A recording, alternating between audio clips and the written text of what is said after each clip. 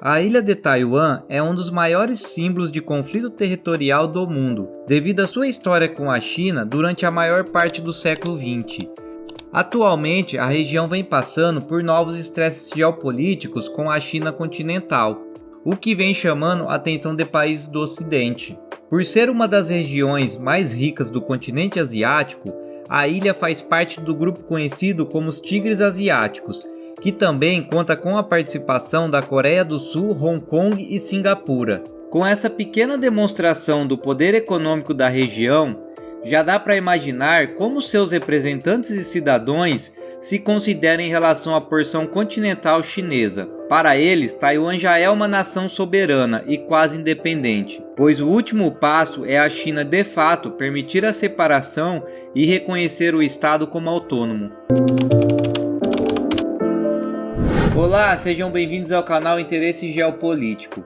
E neste vídeo eu vou falar sobre as tensões entre a China e a ilha de Taiwan, a partir da sua relação histórica e das atuais decisões do governo chinês em sobrevoar uma zona militar taiwanesa. Para entender um pouco mais como é o comportamento da ilha em relação à parte continental chinesa, precisamos voltar até mesmo para o seu nome. Em frente aos países internacionais, a ilha é conhecida como Taiwan, porém isso significa muito quando falamos de independência da nação. Por ainda não ter sido reconhecida como uma nação independente, há controvérsias sobre como deve ser chamada e reconhecida internacionalmente. Para os chineses, essa porção deve ser intitulada também como República Popular da China, afinal ainda faz parte deste país. Já para a população de Taiwan, a sua identificação já pode ser feita à parte. É difícil imaginar que o nome de uma região possa causar conflitos geopolíticos tão intensos. Mas ao contrário, essa questão é a parte mínima do problema entre a ilha de Taiwan e a China continental. Já partindo para as relações históricas, no ano de 1911, a China passou pela Revolução de Xinhai. Esta revolução foi responsável por derrubar a milenar dinastia de Qin e instaurar a república no país. É importante lembrar que o século XX foi marcado por uma série de revoltas, revoluções e guerras que envolveram o surgimento de diferentes ideologias. E vamos notar a influência de uma delas dentro do recém-estado republicano chinês. Como qualquer outro país que passa por uma mudança dentro da sua estrutura política, ocorre uma desorganização e discussão para saber quem ficará no poder. Inicialmente, a China é administrada de forma separada pelos grandes senhores da guerra, mas logo é iniciado um processo de unificação realizado pelo Partido Nacionalista, conhecido como Kuomintang. Ao mesmo tempo, uma nova proposta política surge em 1921, com o Partido Comunista Chinês, que foi criado a partir da influência dos bolcheviques após o fim da Revolução Russa. De modo geral, um grande conflito foi gerado após o surgimento dos líderes de cada um dos movimentos, pois defendiam de forma radical a permanência do seu partido como os únicos responsáveis pelo governo da China. Assim, temos Mao Tse-tung com o Partido Comunista Chinês e Chiang Kai-shek com o Partido Nacionalista. É nesse momento em que começamos a ver as mudanças políticas que estão presentes até os dias atuais. Durante os 10 anos de guerra civil entre os dois partidos, uma nova nação aparece exercendo um papel fundamental no percurso que a história dará.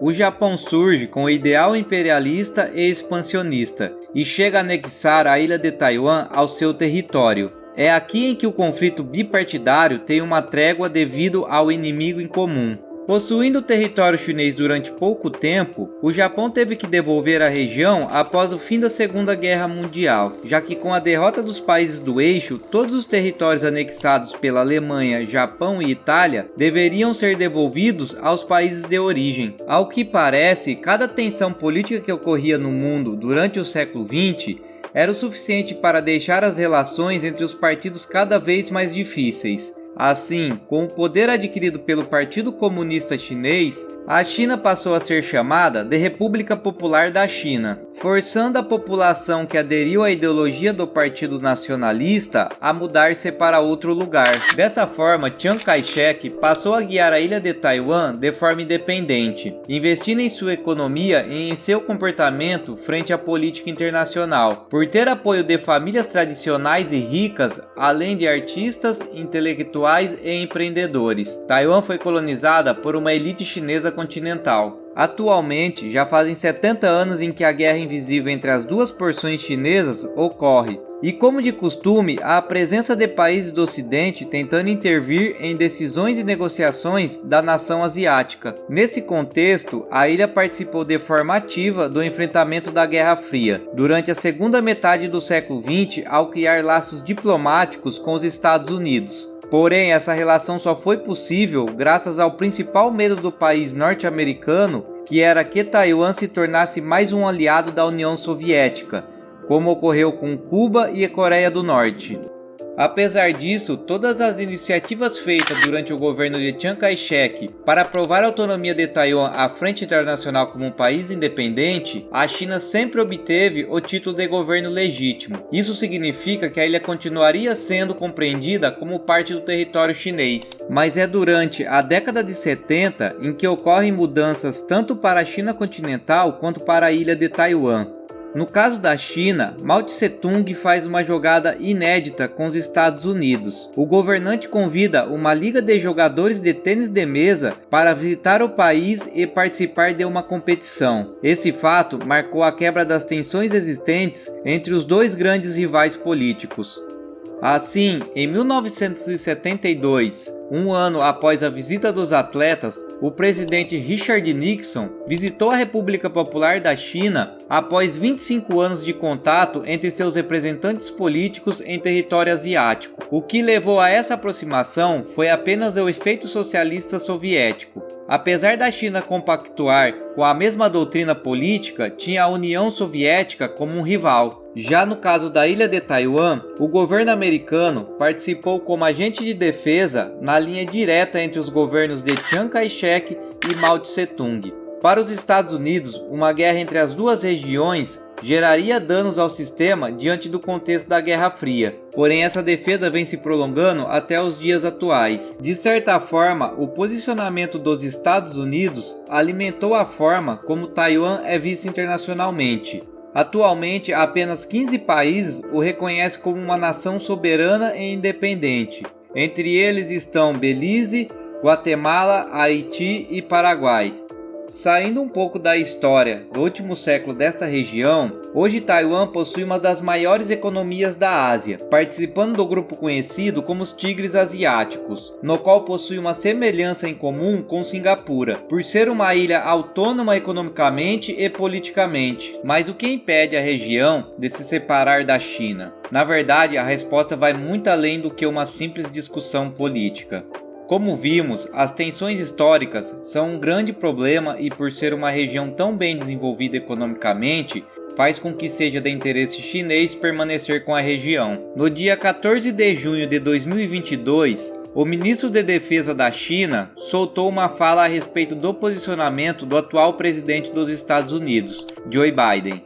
Nas suas falas está: "Vou deixar isso claro, se alguém ousar separar Taiwan da China, não hesitaremos em lutar. Vamos lutar a todo custo, e vamos lutar até o fim. Esta é a única opção para a China." A fala foi feita após Joe Biden afirmar que estaria ao lado de Taiwan caso a ilha viesse sofrer algum tipo de ataque por parte do governo chinês, já que recentemente foram vistos 30 aviões de caça sobrevoando a área nordeste das Ilhas de Prata, que compõem a zona de identificação de defesa aérea de Taiwan. Vale lembrar que a região possui uma economia pungente para o desenvolvimento bélico, mesmo que mínimo, além do auxílio armamentício oferecido pelos Estados Unidos. De qualquer forma, os Estados Unidos já deixaram claro o seu posicionamento caso o conflito venha a se tornar uma grande cruzada, afirmando que está ao lado de Taiwan em combate, mesmo entanto o governo chinês quanto o governo taiwanês reafirmarem que uma guerra só traria despesas econômicas, além de que a China parece entender o percurso que a ilha vem tomando há muito tempo, o que levou a sancionar em 2005 a lei de antissecessão, que impede a saída de qualquer região do país de forma diplomática. Caso haja alguma ameaça, a resposta será uma guerra. É com esse conflito atual que o mundo observa de perto para saber quais serão os próximos passos de cada uma das regiões. Afinal, as tensões políticas nunca limitaram laços econômicos milionários entre investidores de ambos os lados. Isso traz uma grande controvérsia ao cenário mundial. Alguns acreditam que essa atitude permanente seja a forma encontrada pela China para diminuir o conflito, como foi feito no passado com a visita de Nixon ao país. A soberania chinesa ainda é uma grande verdade dentro do continente asiático, igual ao poder econômico apresentado por Taiwan. Porém, a dúvida que deixamos aqui é se os recentes conflitos irão resultar em um novo status para a ilha asiática.